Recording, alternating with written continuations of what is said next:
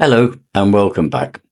Today we're back in Hayle, a town with deep historical roots, and we're exploring the remarkable legacy of St Michael's Hospital.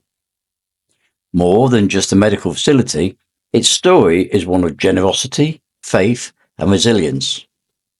St Michael's Hospital is a historical medical institution with Catholic origins and a legacy spanning over a century. Originally founded in 1913 by the Daughters of the Cross of Liège, the hospital has been a cornerstone of healthcare in Cornwall, specialising in orthopaedic surgery, breast surgery and rehabilitation care.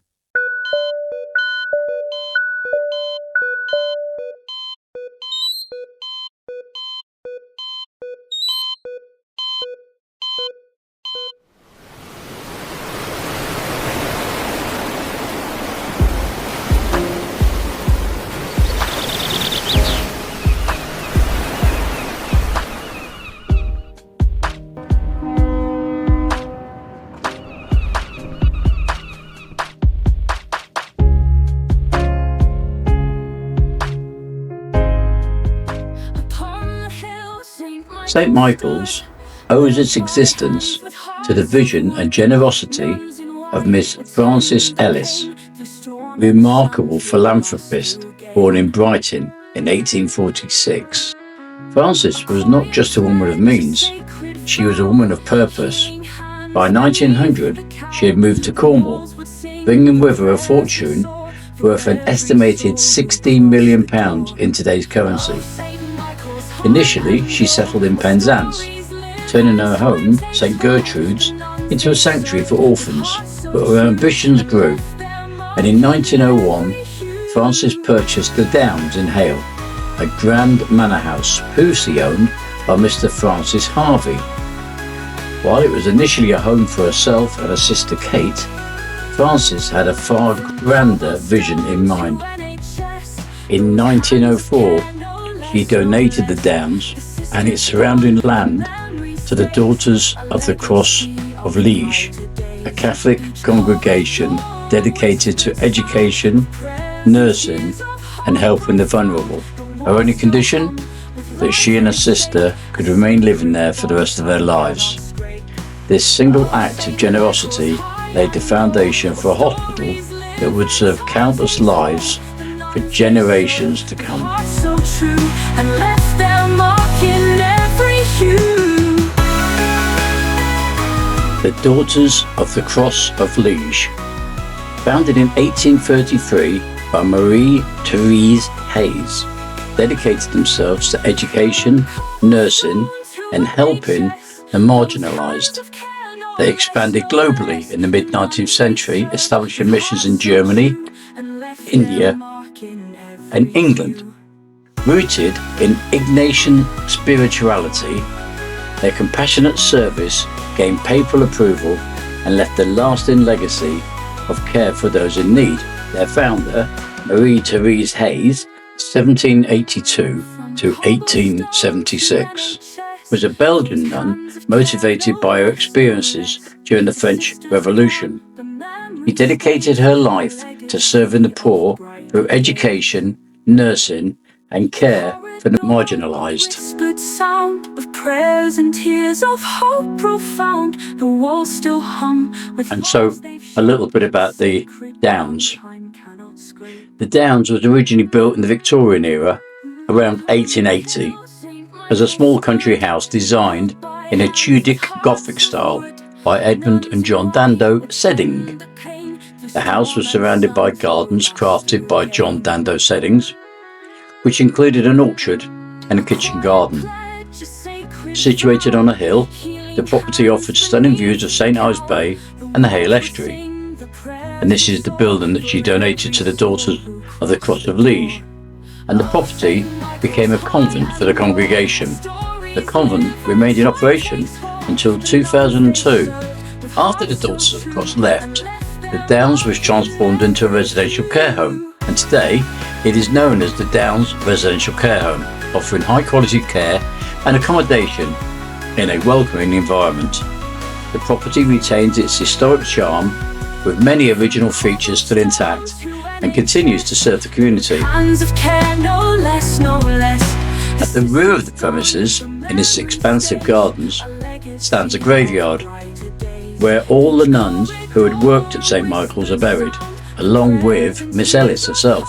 Profound, the walls still hum with lives they've I am told that actually not all the nuns who served there are buried there, as apparently 2 of them are still alive and living in Surrey, and there are 2 reserved plots at the graveyard awaiting their passing.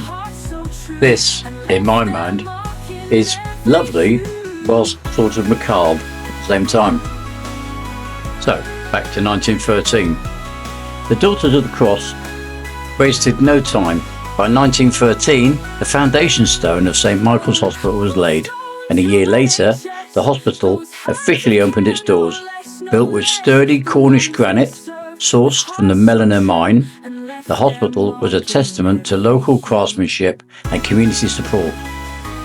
The original building featured 10 beds, a doctor's consulting room, a state-of-the-art, at the time, operating theatre, and even polished wooden floors, a detail that reflected the care put into its design. In a report for the hospital for the years 1918 to 1919, it mentions an account of children who have been shell-shocked in London, receiving treatment at St Michael's. These continued to come over a period of 4 years, and help with their nursing was given by the Red Cross nurses from Hayle and St Ives. This report also mentions that patients who could afford it paid a fee of 2 guineas a week. scrape.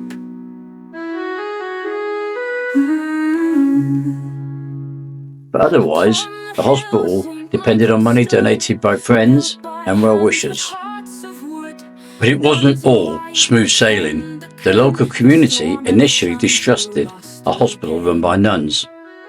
Over time, however, the compassion and dedication of the Daughters of the Cross earned their trust, and by 1932, thanks to donations and public support, the hospital had expanded to accommodate 73 patients. Oh, St Michael's high and old, where stories live. A few years earlier, in 1930, Miss Ellis died, and in 1934, it was decided to erect a memorial to her in gratitude for all she had done for the Daughters of the Cross, and in particular for the house at Hayle. This memorial took the form of a statue of St Michael, which was placed at the entrance to the hospital. It was unveiled and blessed on July the 8th, 1934, and still stands there to this day. Of brighter days, each corridor with Over the following decades, St Michael's grew steadily. In 1942, during the challenges of World War II, it became a preliminary training school for nurses. Tradies began their education here before advancing to other hospitals also run by the Daughters of the Cross. The post-war years brought even more changes. By the 1960s, a new maternity unit was established, marking another milestone. The first baby born in the unit even received a silver christening cup from the Friends of St Michael's Hospital, a volunteer group that played a vital role in raising funds and fostering goodwill within the community. true and left their mark in every hue. In 1979, a generous legacy from a former patient allowed the construction of St Eyre's outpatient department, featuring cutting-edge X-ray and physiotherapy facilities. The hospital's commitment to modernisation continued into the 1980s with updated operating theatres and surgical wards ensuring the best possible care for patients. Sea of brighter days. As financial pressures mounted, the 1970s marked a turning point. The Area Health Authority for Cornwall and the Isles of Scilly stepped in to support the hospital, allocating NHS beds and securing its future. In 2003, financial difficulties forced a significant shift. The hospital transitioned to the Royal Cornwall Hospital's NHS Trust. The Convent itself became the Downs residential care home, while St Michael's Hospital expanded its services under NHS oversight. The cow, the wall angels would sing. Though the Daughters of the Cross no longer ran the hospital, their legacy of compassionate care remained a cornerstone of its mission. However, by August 2003, there were plans to close St Michael's Hospital, sparking public outcry. The campaign was led by Hayle Town Council, the Mayor's Parlour campaign team and Penrith District Council to protect the hospital.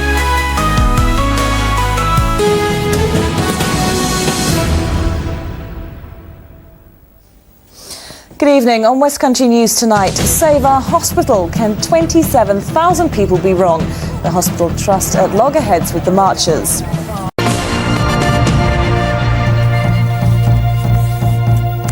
Thousands of protesters who marched through Cornwall at the weekend over health cuts are considering taking their campaign to London. Residents, healthcare professionals and community leaders rallied together, launching demonstrations, petitions and discussions with local authorities. The turning point came when 27,000 people marched through Hayle, showing overwhelming support for the hospital. Some of whom also stand to lose their jobs because of the huge debt. Many are clerical workers. The Trust are looking at contracting out their work to agencies overseas. People responsible for a massive deficit over the years be so arrogant in overlooking their own pathetic mismanagement, which has given rise to this fiasco. And Maggie Parker, thanks for emailing. You said, incensed to hear the Trust response to the march. It just shows how little they understand the feelings of people in Penrith and around. Fat cat situation where executives are rewarded for failure. The public are paying for this through taxation. They deserve better. Ultimately, their efforts paid off. St Michael's remained open, continued to serve Cornwall under the NHS.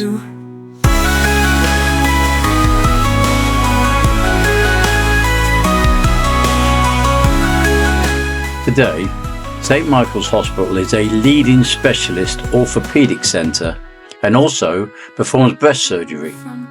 Each year, it performs over 5,000 operations and treats more than 17,000 outpatients. From hip and knee replacements to advanced physiotherapy, its services are indispensable to Cornwall's healthcare system.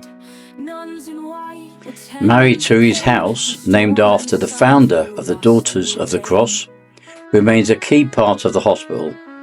It provides specialist neurology rehabilitation, continuing the mission of care that began over a century ago. From its humble beginnings in 1913 to its status as a modern NHS hub, St Michael's Hospital embodies resilience, transformation and an unwavering commitment to its community. Its story is a testament to what can be achieved when vision, generosity and unity come together.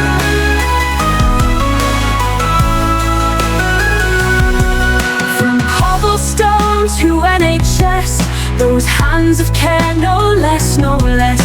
The sister's gone, the memory stays, a legacy of brighter days. Each corridor a whispered sound of prayers and tears of hope profound. The walls still hum with lives they've shaped, a sacred bond time cannot scrape. Oh, St Michael's high and low, where stories live and time takes hold. The nuns they serve with hearts so true and left their mark in every hue.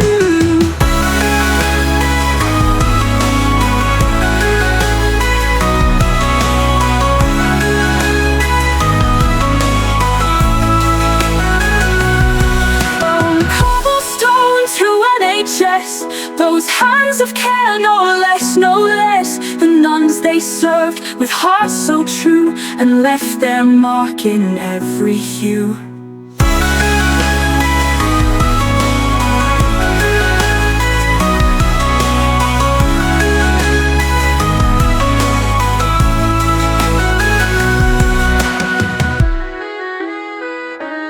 Well, I do hope you enjoyed this interesting trip into a mix of theology and medicine.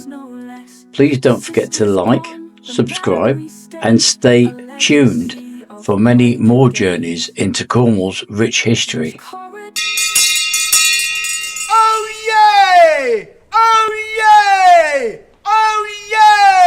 Oh, and don't forget to do the bell thingy. Of prayers and tears. Bye for now. Profound, the walls still hum with lives they've shaped, a sacred bond time cannot scrape.